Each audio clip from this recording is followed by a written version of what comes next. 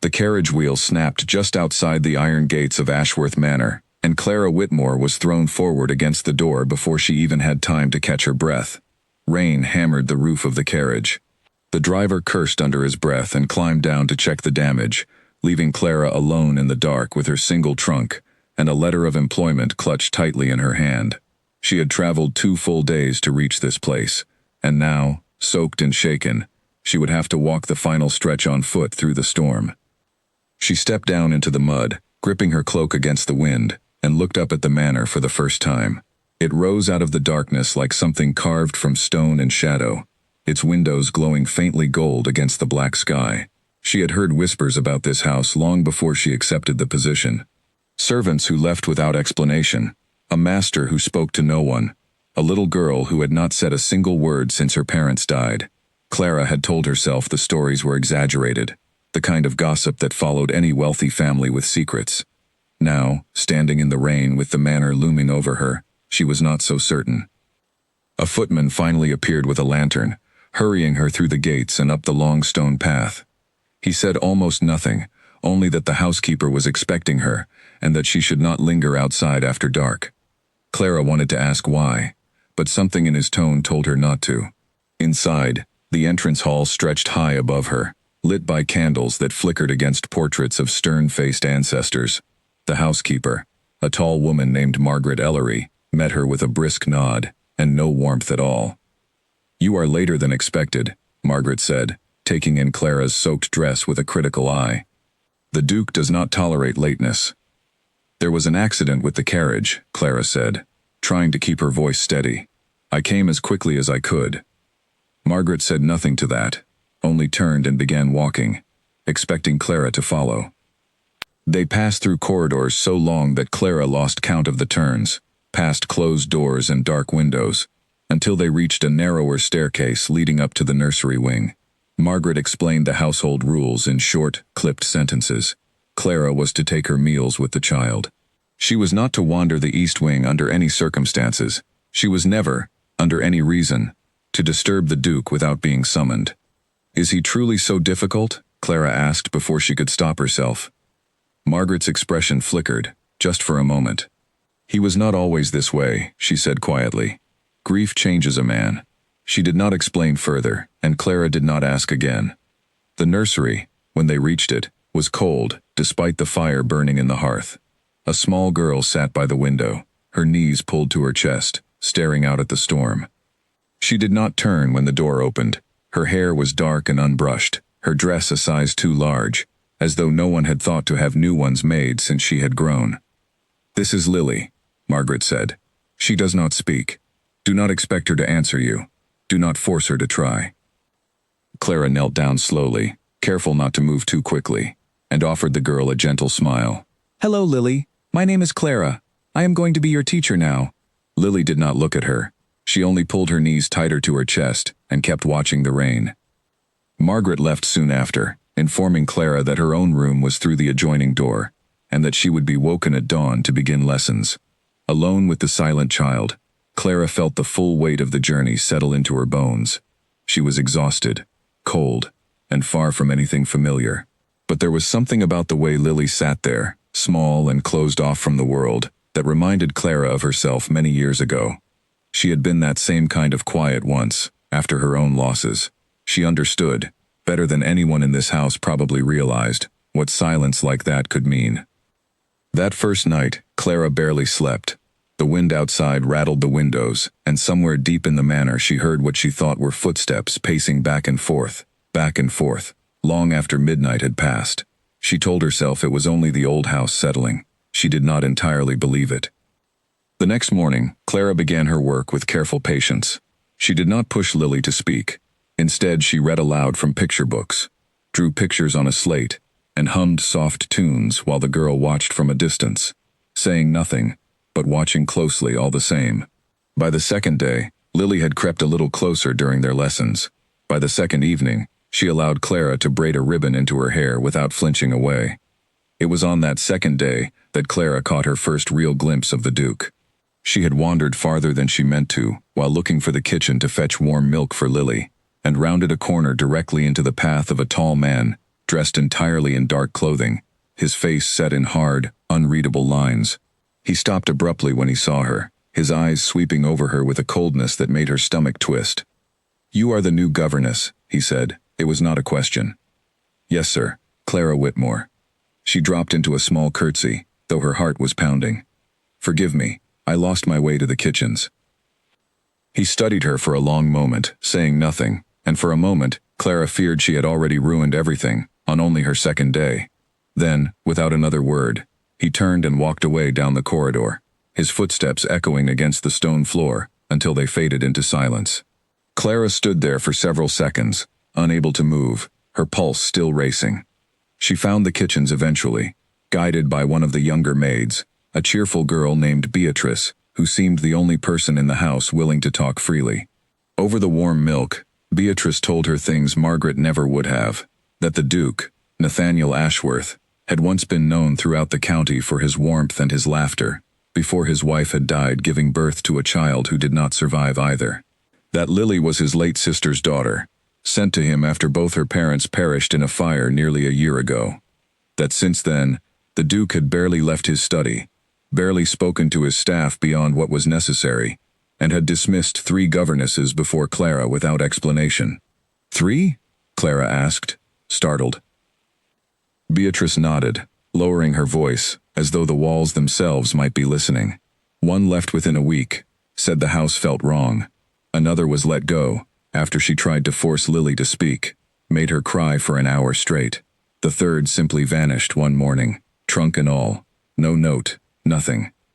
Nobody talks about her anymore." Clara did not know what to make of that. She told herself it was nothing more than the kind of tale servants like to frighten new arrivals with, but she found herself glancing over her shoulder more than once on the walk back to the nursery. That night, Lily allowed Clara to sit beside her bed until she fell asleep, something Beatrice later told her the girl had never permitted with any of the previous governesses. Clara took it as a small victory, the first sign that perhaps she was reaching the child in a way no one else had managed. She sat in the flickering candlelight long after Lily's breathing had evened out, thinking about the cold-eyed man she had passed in the corridor, wondering what kind of grief could turn a person so completely into stone. On the morning of the 3rd day, Clara woke early and dressed carefully, determined to make a better impression than her stumbling introduction in the hallway. She spent the morning with Lily, practicing letters on the slate, and was rewarded when the girl, for the very first time, pointed to a picture of a bird in one of the storybooks, and gave the faintest hint of a smile. It was such a small thing, but Clara felt her chest fill with something like hope. It was just past midday when a knock came at the nursery door. Clara opened it to find one of the footmen standing stiffly in the corridor, his face carefully blank in the way of someone delivering unwelcome news. "The Duke requests your presence in his private study," he said, immediately. Clara felt her stomach drop. 3 days. She had been in this house only 3 days, and already she was being summoned to explain herself. She thought of the governess who vanished without a trace, of Margaret's warning never to disturb the Duke unless called for, of the cold, unreadable eyes that had studied her so closely in the corridor. She smoothed her skirts with trembling hands and glanced back at Lily, who watched her with wide, worried eyes, as though she understood exactly what this summons might mean. "I will return soon," Clara told her gently, though she was not at all certain that was true. She followed the footman through corridors she had not yet learned, down a narrow staircase, and along a hallway darker and colder than the rest of the house. At the end of it stood a heavy wooden door, slightly ajar, light spilling out from within. The footman gestured for her to enter, and then retreated quickly, as though eager to be anywhere else. Clara stood before the door for one long moment, gathering every bit of courage she had left. Whatever waited for her on the other side, she could not know. But she straightened her shoulders, reminded herself that she had faced worse than a grieving man in a dark study, and stepped forward to knock.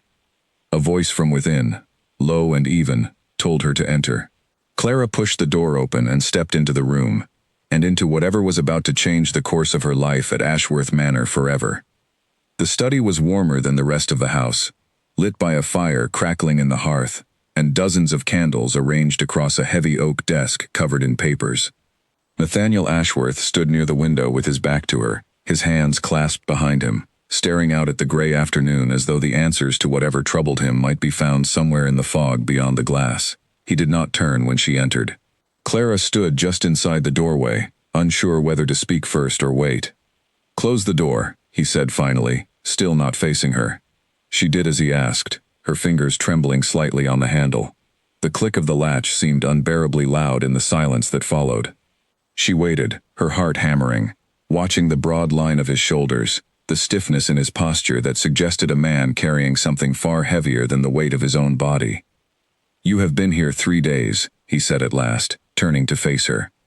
His eyes, she noticed now in the better light, were a deep gray, sharp and searching.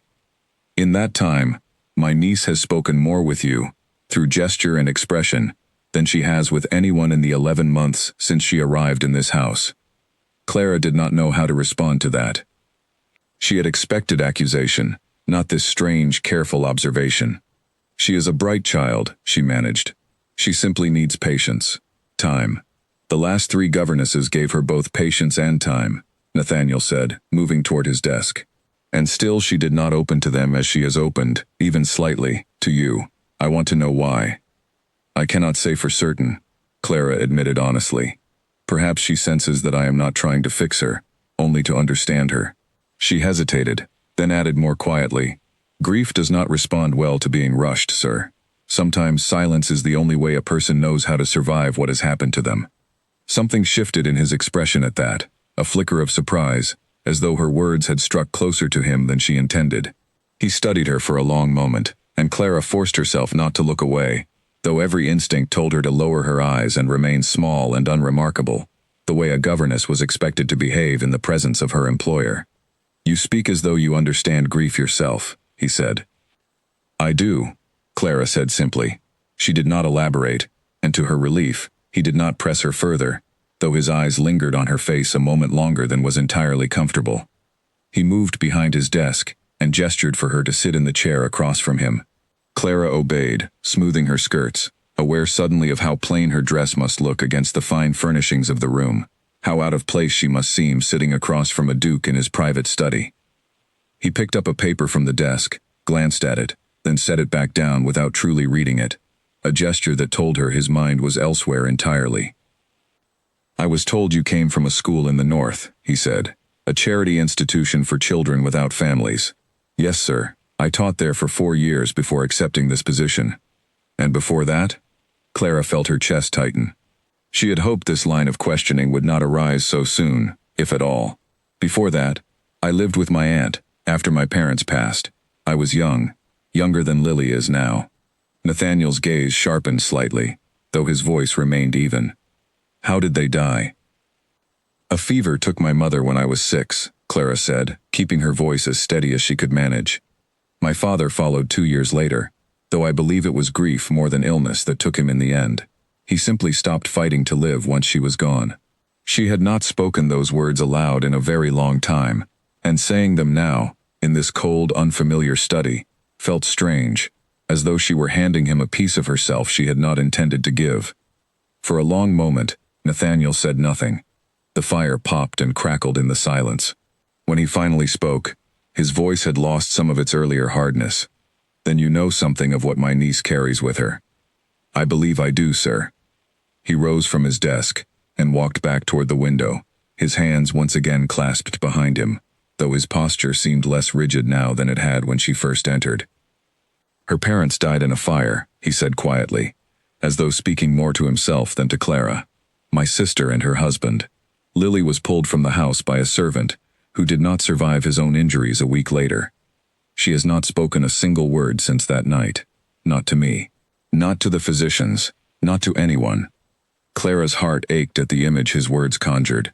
A small girl pulled from smoke and flame, waking into a world without the 2 people who loved her most. "It is a terrible thing for a child to carry," she said softly.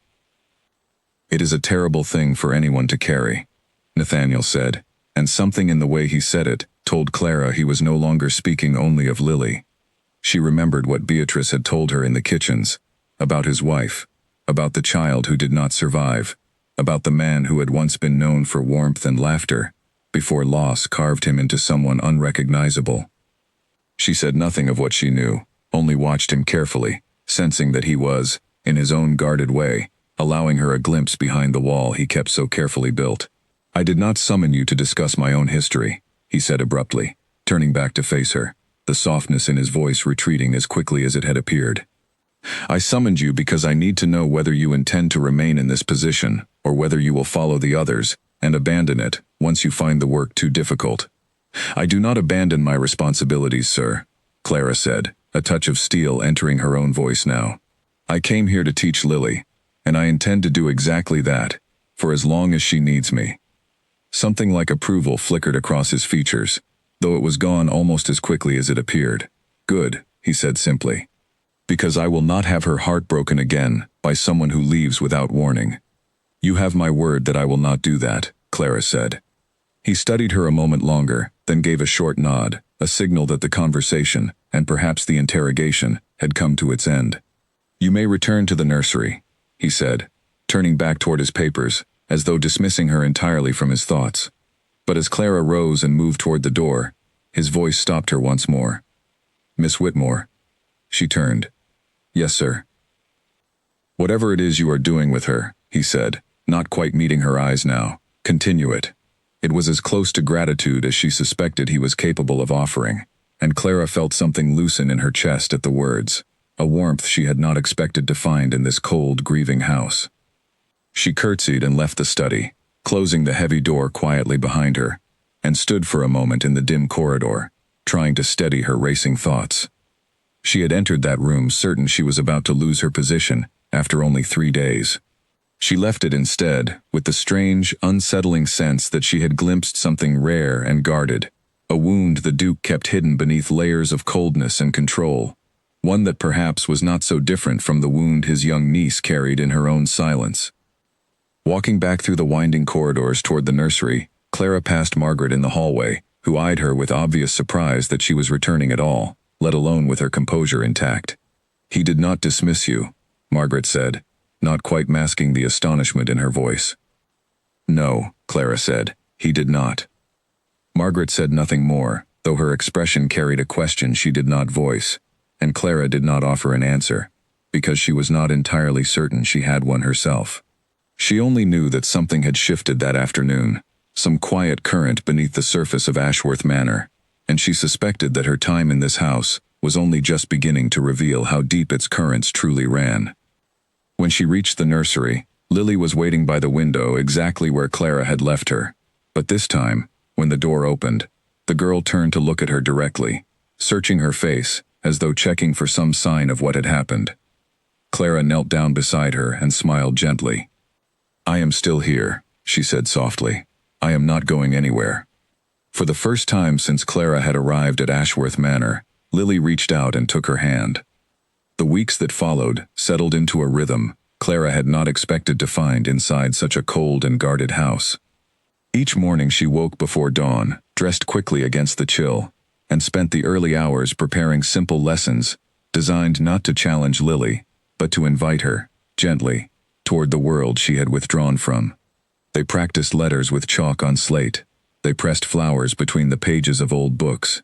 They sat together by the nursery fire while Clara read stories aloud, pausing sometimes to ask questions she did not expect answered, only to see whether Lily's eyes would follow the words on the page. Little by little, the silence between them began to change shape. It was still silence, for Lily did not speak, but it became a warmer kind, filled with small gestures that Clara learned to read as clearly as words. A tug on her sleeve meant Lily wanted to see something again. A soft hum, wordless but musical, meant she was content. A single finger pointed toward the window meant she wished to go outside, and on the days the weather allowed it, Clara took her walking through the gardens behind the manor, past overgrown hedges and dry fountains that had clearly once been beautiful before grief left them, like everything else in the house, untended. It was during one of these walks, nearly 2 weeks after her summons to the study, that Clara first noticed she was being watched. She glanced up toward the manor and saw a figure standing at one of the upper windows, still and silent, observing them from a distance. She recognized the outline immediately. Nathaniel did not move away when their eyes met across the gardens. He only continued to watch for a long moment, before finally turning, and disappearing back into the shadows of the house. Clara said nothing of it to Lily, but she found herself thinking about it long after they returned indoors, wondering what thoughts passed behind those gray, guarded eyes as he watched his niece laugh, silently but genuinely, at a small brown rabbit that darted across the garden path. The laughter came properly, out loud, for the first time on a gray Tuesday afternoon, nearly 3 weeks into Clara's employment. They had been in the nursery, and Clara, feeling playful, had attempted an exaggerated impression of Margaret's stern walk, stiff-backed and disapproving, pretending to scold an invisible servant for tracking mud across a clean floor. Lily had watched for a moment, her lips twitching, and then, astonishingly, she had laughed. It was a small sound, rusty from disuse, as though her body had nearly forgotten how to make it. But it was real, bright, unmistakable laughter, and Clara felt tears spring unexpectedly to her own eyes at the sound of it. She did not know that Nathaniel stood just outside the nursery door at that exact moment, having come to check on some matter of the household that he would later fail to remember, and that he had frozen in the corridor at the sound of his niece's laughter drifting through the gap in the doorway. He had not heard that sound in nearly a year. He stood there for a long time after it faded, his hand resting against the doorframe, before quietly turning and walking away, leaving Clara and Lily undisturbed. After that day, Clara began to notice a change in the house itself, subtle at first, then increasingly difficult to ignore. Nathaniel, who had rarely left his study before dusk in the weeks following her arrival, began finding reasons to appear in corridors she and Lily frequented. He would pass by the library while they read together, pausing sometimes just long enough to offer a brief nod, before continuing on his way. He began taking his evening meal in the smaller dining room nearer the nursery wing, rather than the grand hall he had always used before, and though he did not explain the change, Margaret's raised eyebrows suggested it had not gone unnoticed by the rest of the staff either. One evening, nearly a month after her arrival, Clara encountered him in the library while searching for a new book to read aloud to Lily. He was seated near the fire with papers spread across a small table, though his eyes were fixed on the flames rather than the documents before him. "Forgive me," Clara said quickly, moving to retreat. "I did not mean to disturb you." "You are not disturbing me," he said, without looking up. "Please, choose whatever you need." She hesitated, then moved toward the shelves, aware of his presence behind her, in a way that made her fingers clumsy as she searched the spines of the books. She selected a slim volume of old fables and turned to leave, but his voice stopped her once more. "Miss Whitmore." "Yes, sir?" "I heard her laugh," he said, his voice quieter now, almost hesitant, as though the words cost him something to speak aloud. "Yesterday, in the nursery." Clara turned to face him fully. "She has been laughing more often, sir." "Small moments, mostly, but they are becoming more frequent." Something moved across his face, an emotion Clara could not entirely name, somewhere between grief and gratitude. "I had begun to believe I would never hear that sound in this house again," he said, "not since her mother died." "Grief does not disappear," Clara said gently, setting the book down on the nearest table so she might speak with her hands free, the way she often did when trying to explain something she felt deeply. "But it does change shape, given time and patience. Lily is not healed, sir. She may carry pieces of that night with her for the rest of her life, but she is beginning to trust that the world will not hurt her again the moment she opens herself to it." Nathaniel studied her for a long moment, his gray eyes searching her face with an intensity that made her pulse quicken despite herself. "You speak with such certainty about grief," he said. "I find myself wondering how a woman so young has come to understand it so completely." Clara felt heat rise to her cheeks and looked away toward the fire. "I told you once, sir. I have carried my own losses." "You did," he said, "though you told me very little of them." "There is very little worth telling," Clara said, though the words felt hollow even as she spoke them. "My parents died. I was raised by an aunt who resented the burden of me. I learned early that survival required a certain kind of quiet strength, the same strength I see in Lily now." Nathaniel rose from his chair then, moving closer, though he stopped a respectful distance away, close enough that she could see the firelight reflected in his eyes, but far enough that propriety remained intact. "It seems," he said slowly, "that this house owes you a great deal more gratitude than I have yet offered." "You owe me nothing, sir," I am only doing the work I was hired to do. You are doing far more than that, he said, and there was something almost raw in his voice now, a crack in the careful composure he wore like armor. You have brought life back into rooms that have been silent for a very long time. I had forgotten what that sounded like. Clara did not know how to respond to such honesty from a man who had, only weeks earlier, seemed carved entirely from stone. She gathered the book from the table, holding it against her chest like a shield. Lily is a remarkable child, sir. She simply needed someone to remind her that it was safe to be herself again. And who reminds you of that, Miss Whitmore? The question caught her entirely off guard. She looked up at him, searching for some sign that he meant it lightly, some hint of teasing to soften the weight of it, but his expression remained earnest, almost vulnerable in the firelight. I do not require reminding, sir, she said quietly, though even as she spoke the words, she felt the lie in them settle uncomfortably in her chest. He did not press her further, only gave a small nod, as though accepting her answer, even though he did not entirely believe it. Good night, Miss Whitmore, he said finally, stepping back to allow her to pass toward the door. Good night, sir. She left the library with her heart pounding in a way that had nothing to do with fear, and everything to do with something far more dangerous, something she did not yet have a name for but which she suspected, with growing unease, she would not be able to ignore for much longer. Over the following days, the household staff began to speak more openly of the change that had come over Ashworth Manor. Beatrice, delivering warm milk to the nursery one evening, mentioned that cook had baked an extra tray of sweet biscuits that week, simply because the Duke had, for the first time in memory, complimented her cooking at dinner the night before. One of the older maids remarked, within Clara's hearing, that the manor felt less like a tomb and more like a home again, though she quickly added that she could not say precisely why that was. Clara tried not to let herself believe she was the cause of it, tried to attribute every small warmth she witnessed to Lily's recovery alone, but she found it increasingly difficult to ignore the way Nathaniel's eyes lingered on her during their brief encounters in the halls, or the way her own heart quickened each time she heard his footsteps approaching. She told herself, again and again, that she was merely a governess, that the gap between their stations was as vast and unbridgeable as it had ever been, that whatever warmth passed between them in quiet moments by the fire meant nothing beyond simple gratitude for the change she had brought to his niece.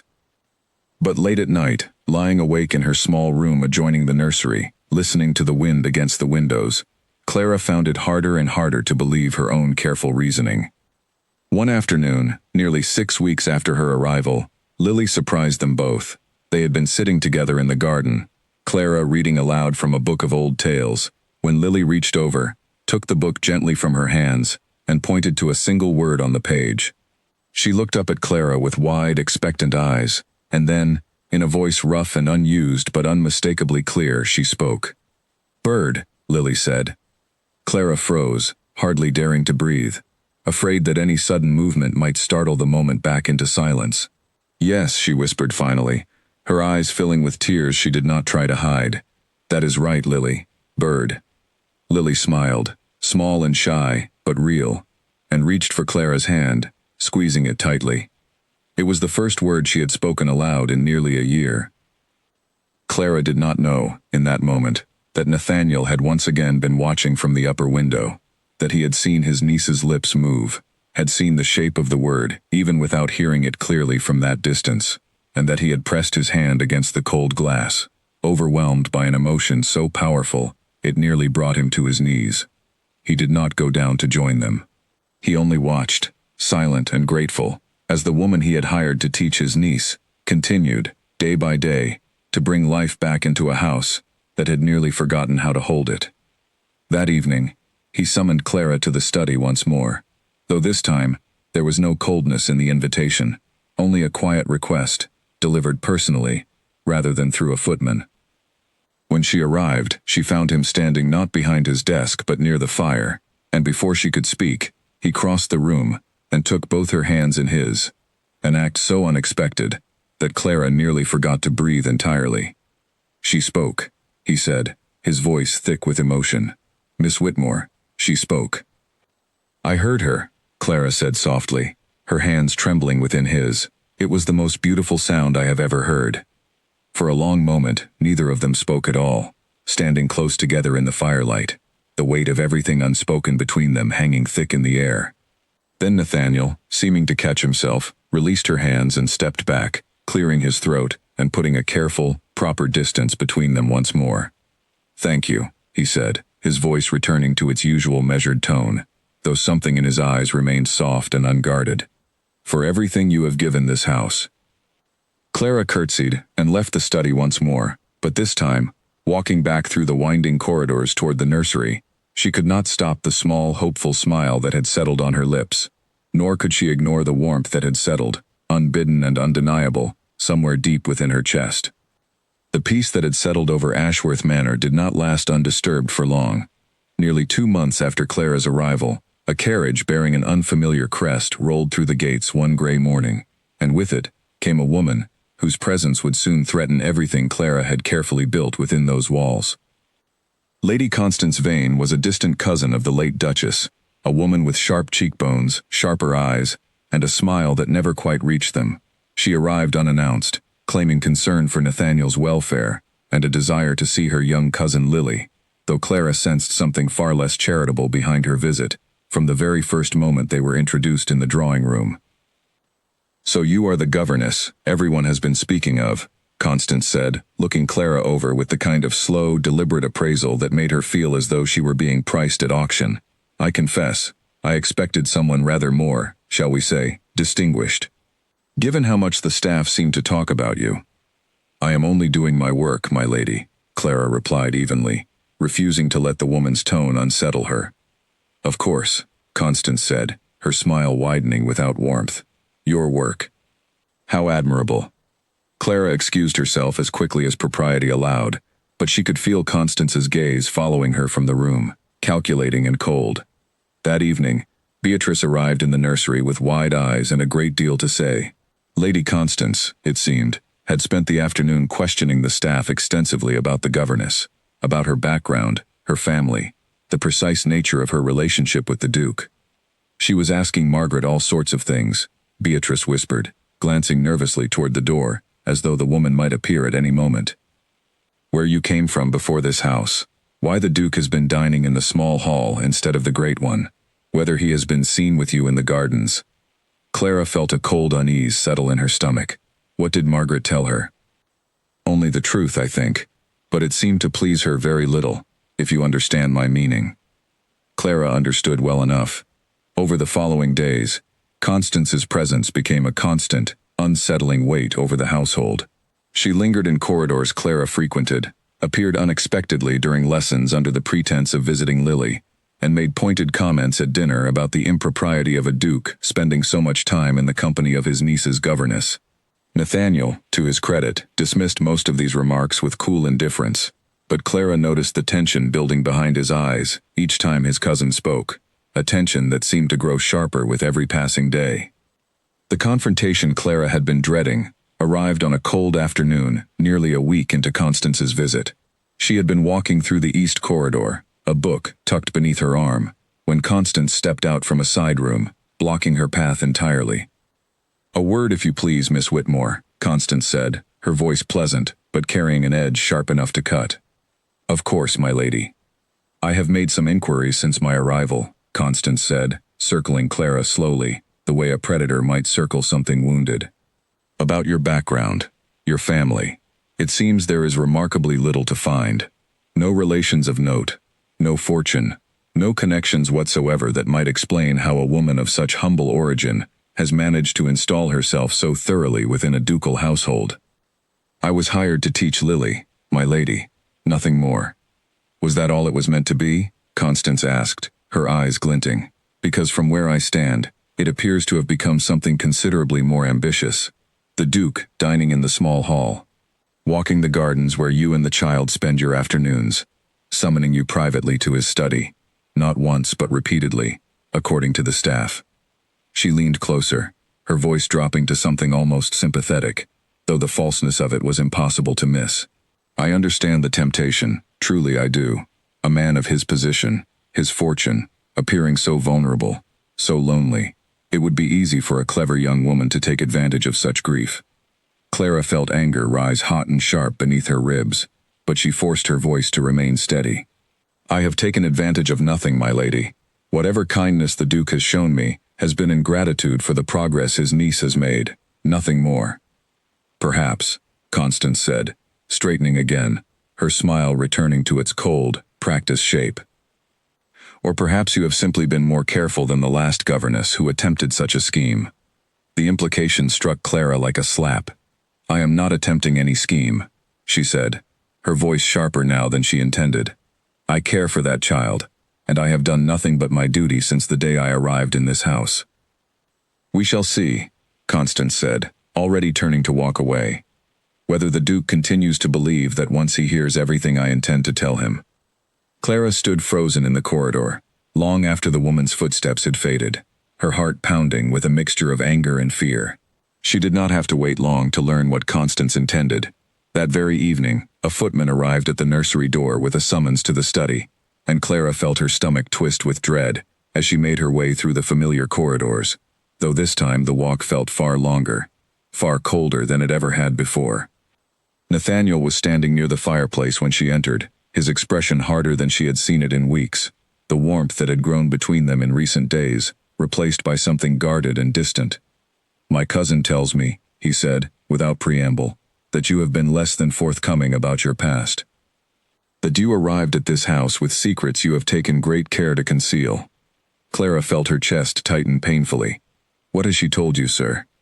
That you have no family, no connections, that you appeared from nowhere with a single letter of reference, and very little else to explain who you truly are. His voice was cold, controlled, but Clara could see the conflict beneath it, the way his hands clenched briefly at his sides before releasing again. Is this true? It is true that I have little family left to speak of, Clara said, forcing herself to meet his eyes despite the ache building behind her own. But it is not true that I have deceived you, sir. I have never claimed to be more than what I am. Then tell me, he said, his voice rising slightly, what exactly you are. Because I confess, Miss Whitmore, I find myself uncertain.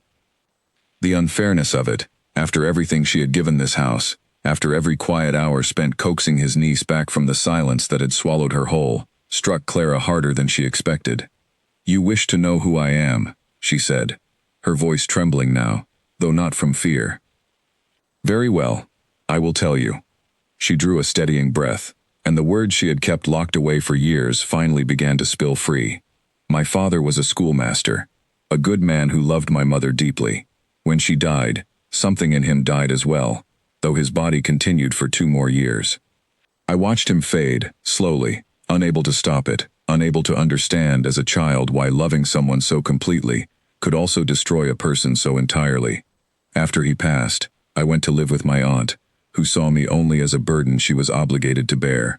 I was given no warmth there, no kindness, only the clear understanding that I was to make myself as small and unremarkable as possible until I was old enough to leave. Her voice grew steadier as she continued, the years of careful silence finally breaking apart. I trained as a governess because it was the only respectable path available to a woman with no fortune and no family willing to claim her. I have spent every year since, caring for children who reminded me, in one way or another, of the girl I once was, lost and silent and certain no one would ever truly see her. That is who I am, sir, not a schemer, not someone seeking to take advantage of your grief.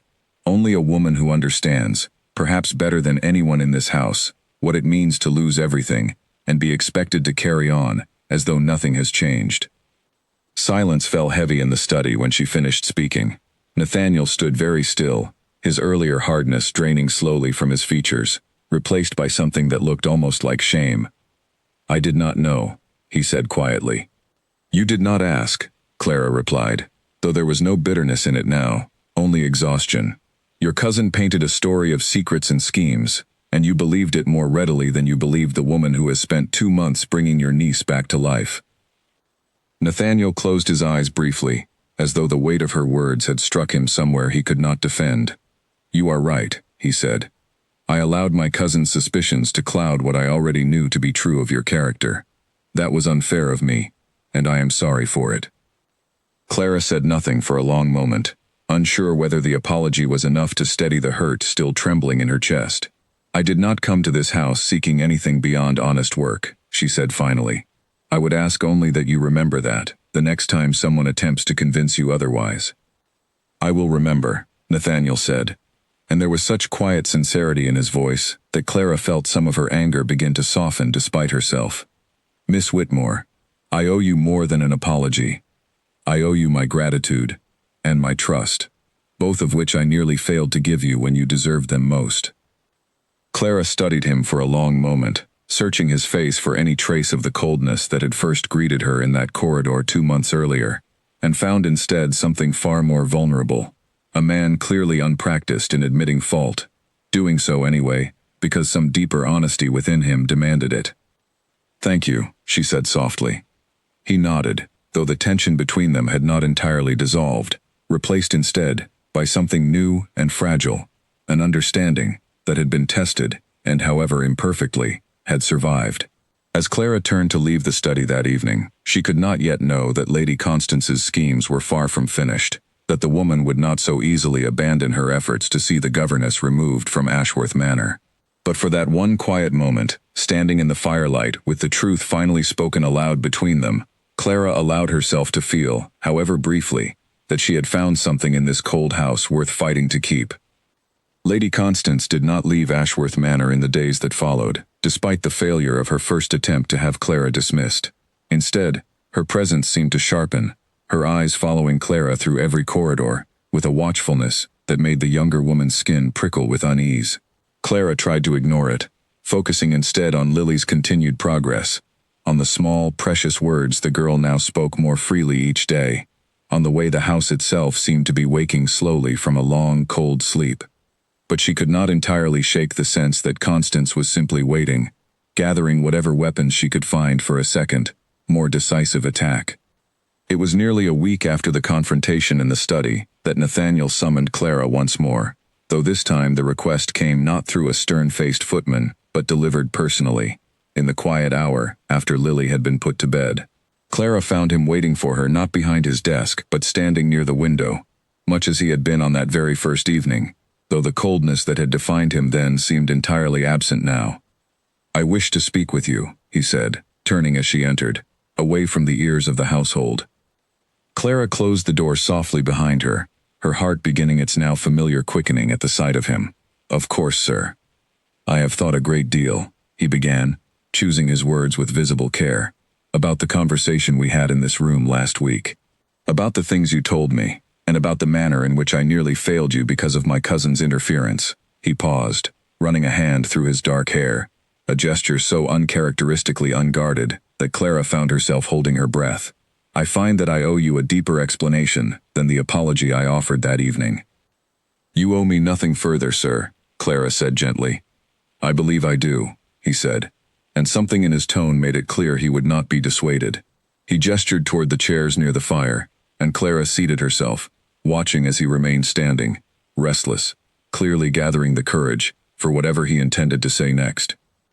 "My wife," he began, and Clara felt the air in the room grow suddenly still, "died 3 years ago, giving birth to a son who lived only long enough to take a handful of breaths before he too was gone. I was in this very room when it happened, waiting, useless, while physicians moved through the house with grim faces that told me everything before they ever spoke a word." He stopped, his jaw tightening, and Clara resisted every instinct urging her to reach for him, understanding that he needed to finish what he had begun. "I told myself, after that I would never again allow myself to love anything so completely that its loss could break me the way that loss did. I closed this house, and myself, away from anything that might ask that of me again.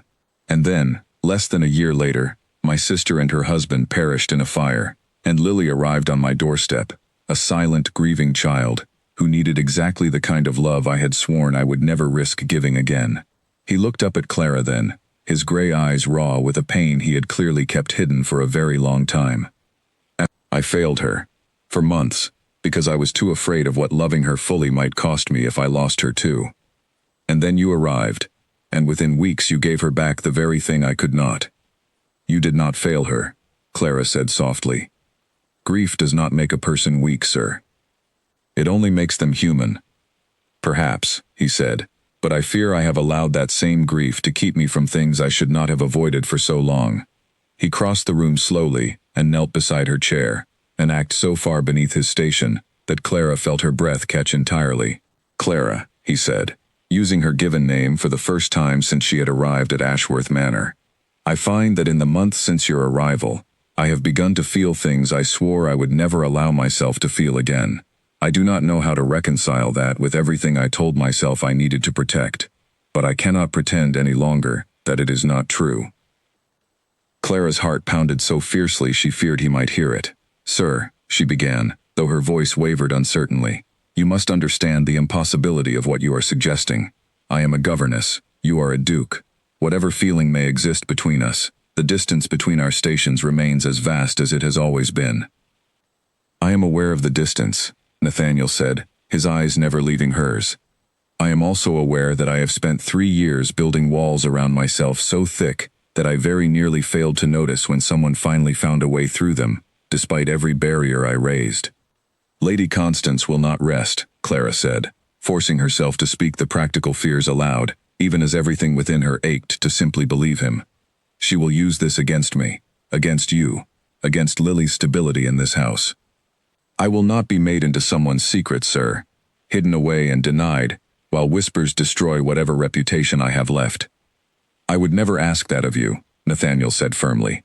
"Whatever comes of this, Clara, I will not hide what I feel behind closed doors in careful silence. I have spent enough years hiding from things. I will not hide from this." Clara searched his face for any trace of doubt, any sign that his words were spoken in a moment of weakness rather than genuine conviction, and found none. Still, the fear remained lodged deep within her chest, the fear of hoping for something that society itself might tear apart before it had the chance to fully bloom. "I care for you," she admitted finally, the words trembling as they left her. "More than I ever intended to allow myself.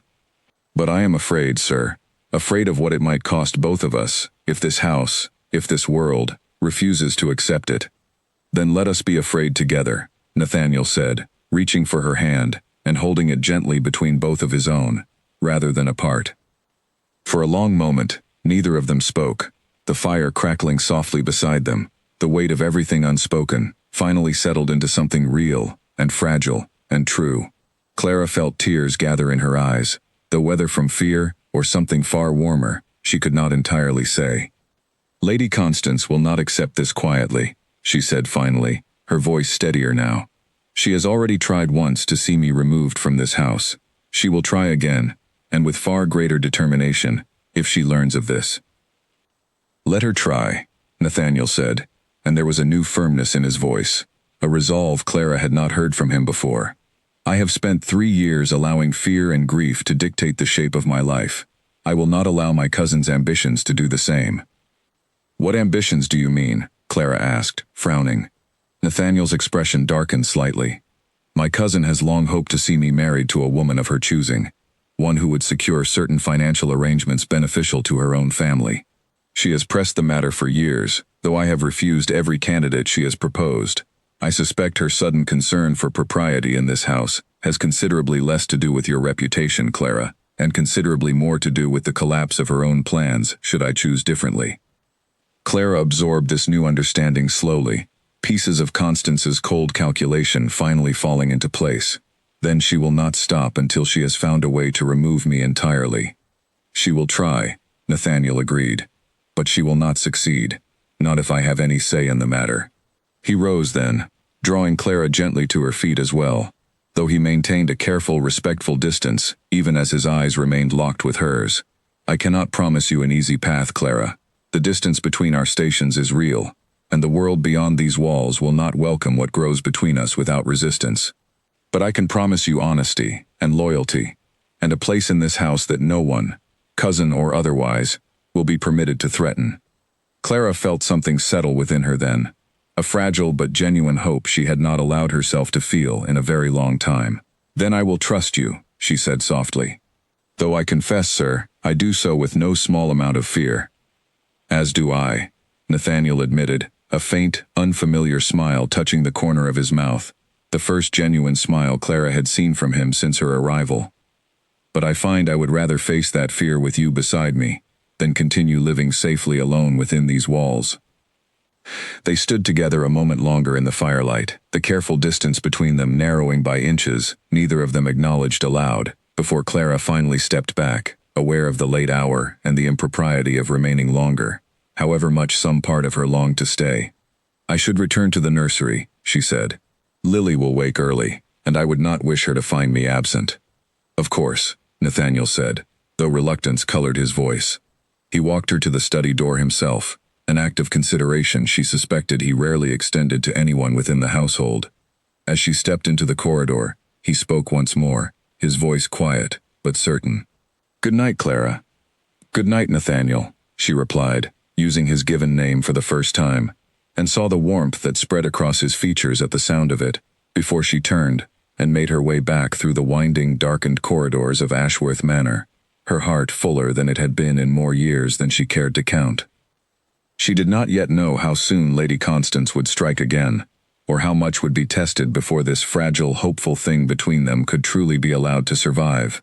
But walking through the quiet halls that night, past portraits of stern ancestors and rooms slowly filling once more with warmth and life, Clara allowed herself, for the first time since arriving at this house, to believe that perhaps she had finally found a place where she truly belonged. Lady Constance struck sooner than either of them expected, and with far greater force than her first quiet attempt in the corridor weeks earlier. It began with a letter, sent not to Nathaniel directly, but circulated quietly among certain families of standing in the county, hinting at improper conduct within Ashworth Manor, at a governess who had somehow secured undue influence over a grieving duke, at the kind of scandal that could, if left unchecked, tarnish the family name for a generation. Clara learned of it from Beatrice, who arrived breathless in the nursery one morning with the news that whispers had already begun reaching the village, that shopkeepers and neighboring households were speaking of little else, and that Lady Constance had been seen dispatching letters by private courier for 3 days running. "She means to ruin you," Beatrice said, wringing her hands anxiously, "before you can ruin her plans for the Duke's marriage." Clara felt cold dread settle over her, though beneath it burned a steady anger she had not expected to find. She had spent her entire life being pushed aside, dismissed, treated as unremarkable and disposable by people who believed themselves entitled to decide her worth. She would not allow Lady Constance to do the same, not after everything she had built within these walls, not after everything Lily had overcome, not after finally finding, in Nathaniel, someone who saw her fully and did not flinch from what he found.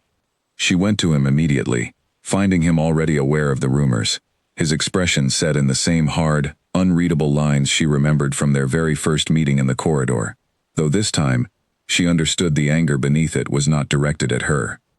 "She has gone too far," Nathaniel said, pacing the length of his study with barely restrained fury, "spreading falsehoods about you to half the county, threatening the reputation of this house, all to force my hand toward a marriage I have refused a dozen times before." "What will you do?" Clara asked quietly. He stopped pacing and turned to face her, and something in his expression steadied then, resolve replacing anger. "What I should have done the moment she first arrived at this house," he said. "I will end this, once and for all, and I will do so publicly, so that no whisper or letter she sends afterward carries any weight at all." That evening, Nathaniel called the household together in the great hall, servants and family alike, an occasion so unusual that even Margaret's normally composed expression carried open astonishment as she took her place among the gathered staff. Lady Constance arrived last, her expression carefully arranged into concern, though Clara could see the calculation still working behind her eyes.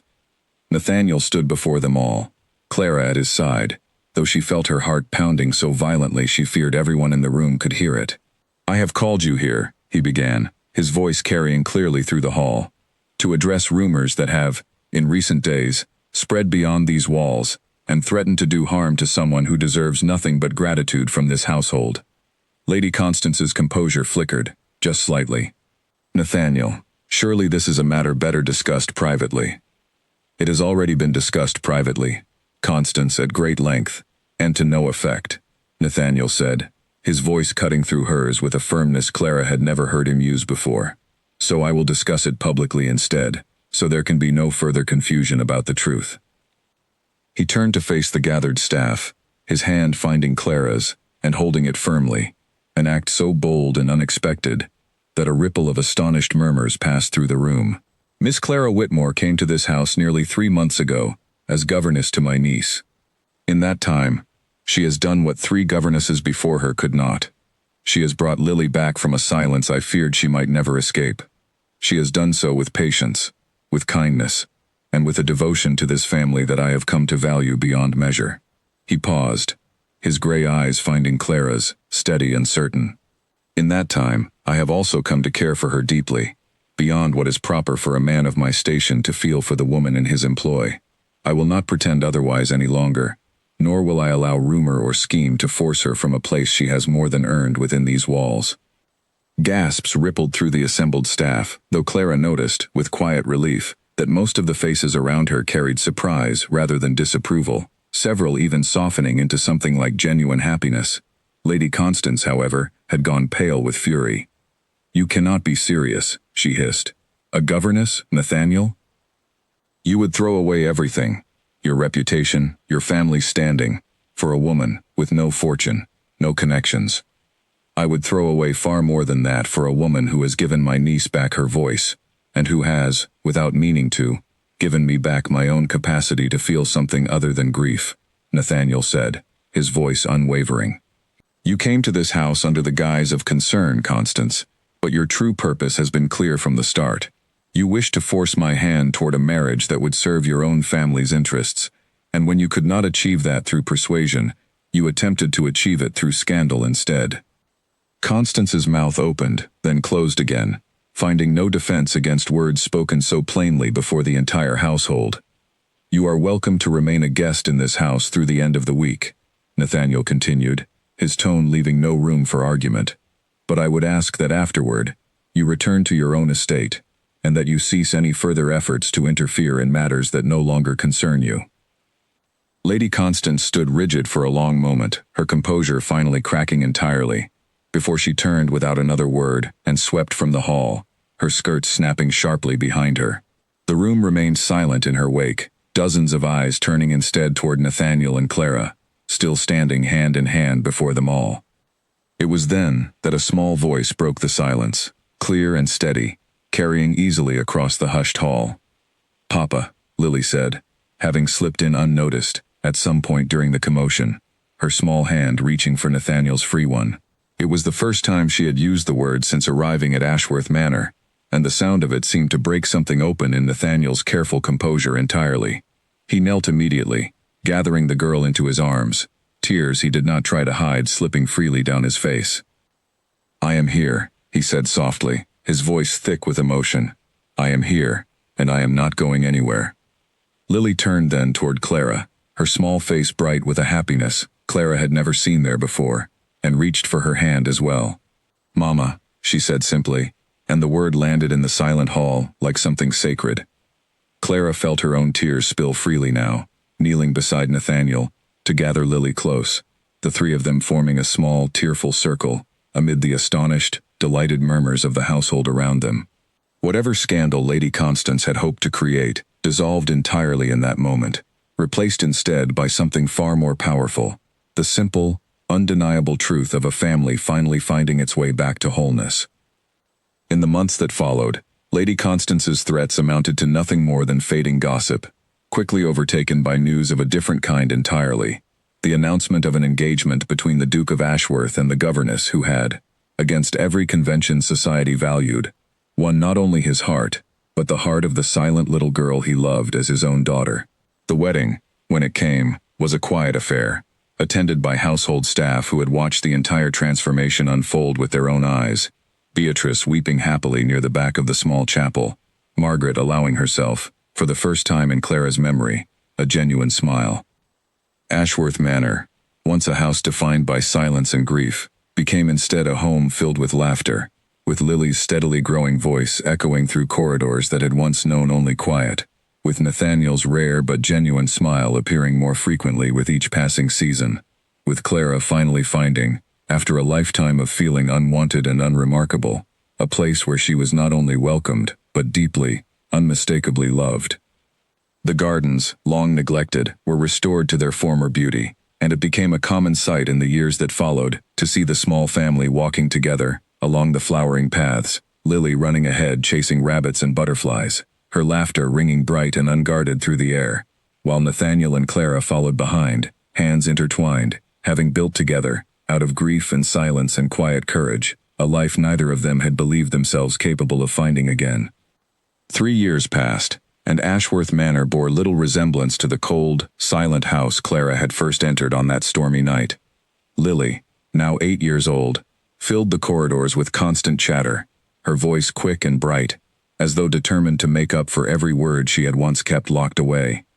She had taken to following the head gardener through the restored gardens, learning the names of every flower, and to sitting beside Clara each evening, as she read stories that no longer needed to be simplified or shortened, for Lily's own imagination had grown as vivid and unrestrained as any child who had never known silence at all. It was on an ordinary autumn morning, while Clara sat in the small study going over household accounts Nathaniel had gradually entrusted to her care, that a visitor arrived whose presence would unearth questions Clara had long believed buried with her parents. The man introduced himself as a solicitor from the northern county where she had spent her earliest childhood, and he carried with him a leather case of papers that, he explained, concerned the estate of a great-aunt on her mother's side, a woman named Eleanor Whitmore, who had died some months prior, without any children of her own to inherit what modest property and savings remained. Clara listened, stunned, as the solicitor explained that Eleanor had spent years searching for her, following rumors of a niece placed into an orphan charity school after the death of her parents, only to lose the trail each time, before finally, through careful persistence, locating records that led to Ashworth Manor. The woman had left Clara a small cottage near the coast, along with a modest sum of money, and, more valuable than either, a collection of letters written by Clara's own mother in the years before her death, letters Eleanor had kept safe, rather than allow to be lost or destroyed. That evening, Clara sat alone in her chamber, with the bundle of letters spread across her lap, reading her mother's handwriting for the first time in over 20 years. The letters spoke of small, ordinary joys, a garden planted one spring, a lullaby sung to an infant daughter, hopes for the kind of future a young mother dreams for her child, without ever imagining how brief her own time would be to see it realized. Clara wept over those pages long into the night, grieving anew a loss she had carried quietly for most of her life, but finding in that grief something unexpectedly healing as well, a sense of connection to a mother she had almost entirely forgotten, restored now through ink and paper, that had somehow survived where memory alone could not. Nathaniel found her still awake near dawn, the letters carefully gathered beside her, and sat with her without a word, simply holding her, while she finally allowed herself to release a grief she had carried silently for decades. It was he who suggested, gently, that they visit the coastal cottage together as a family, that Lily might see the place where Clara's own mother had once lived, that the past, however painful, deserved to be honored rather than left buried and forgotten. The journey to the coast took 2 full days, and Clara found herself unexpectedly nervous as their carriage finally approached the small stone cottage perched above a rocky shoreline, its garden overgrown, but still recognizable as something once lovingly tended. Inside, dust-covered furniture that had not been used in years, but the shelves still held books with her mother's name written carefully inside the covers, and a small portrait hung above the modest hearth, faded with age, but unmistakably showing a young woman with Clara's own eyes and gentle smile. Lily explored every room with delighted curiosity, calling out discoveries of old seashells and forgotten trinkets, while Clara stood before the portrait for a long time, Nathaniel's hand resting steady on her shoulder. "She looks like you," he said softly. "Or I look like her," Clara replied, reaching up to touch the edge of the frame. "I had almost forgotten her face until now." They remained at the cottage for nearly a week, restoring what they could, opening windows long sealed shut to let fresh sea air move through rooms that had known only silence and dust for far too long. Clara found herself thinking, more than once, of how similar this small act of restoration felt to everything she had witnessed and helped build within the walls of Ashworth Manor itself. Grief slowly making room again for life, silence slowly giving way to voices willing to fill it. On their final evening at the cottage, sitting together on the low stone wall overlooking the sea, while Lily chased the retreating waves along the shore, Nathaniel turned to Clara with an expression she had come to recognize well over their years together, thoughtful and quietly earnest. I have been thinking, he said, that perhaps we ought to keep this place, not sell it as the solicitor suggested. A quiet retreat, somewhere away from the manor, somewhere entirely our own. I would like that very much, Clara said, leaning into his shoulder, as the sun began its slow descent toward the water. Your mother would be glad, I think, Nathaniel added quietly, to know that her daughter found her way, eventually, to a home filled with as much love as the one she once tried to build here herself. Clara felt tears gather again, though gentler now, born not of grief, but of a quiet, settled gratitude. I believe she would, she said. I believe she would be glad of a great many things, if she could see how far I have come from that frightened girl who once stood outside a locked door, waiting to learn whether she belonged anywhere at all. Nathaniel pressed a soft kiss to the top of her head, and together, they watched as Lily laughed, chasing the waves along the darkening shore, her voice carrying clear and unafraid across the quiet evening air, a sound that had once seemed impossible to hope for, now simply, beautifully, a part of everyday life. They returned to Ashworth Manor the following week, carrying with them not only Clara's mother's letters and portrait, but a deeper sense of wholeness than either of them had believed themselves capable of finding when their story first began. The manor welcomed them back with its now familiar warmth, fires burning steady in every hearth, laughter echoing easily through corridors that had once known nothing but silence, a house no longer haunted by grief, but instead built, patiently and deliberately, into a true and lasting home. Years later, when visitors to the county spoke of Ashworth Manor, they no longer whispered of the cold duke who shut himself away after tragedy, nor of governesses who vanished without explanation. Instead, they spoke of a family known throughout the region for its warmth, its kindness, and the remarkable devotion between a duke and the governess who had once entered his mansion as a stranger, and, within only 3 days, had begun the quiet, unstoppable work of bringing an entire house, and the people within it, back to life.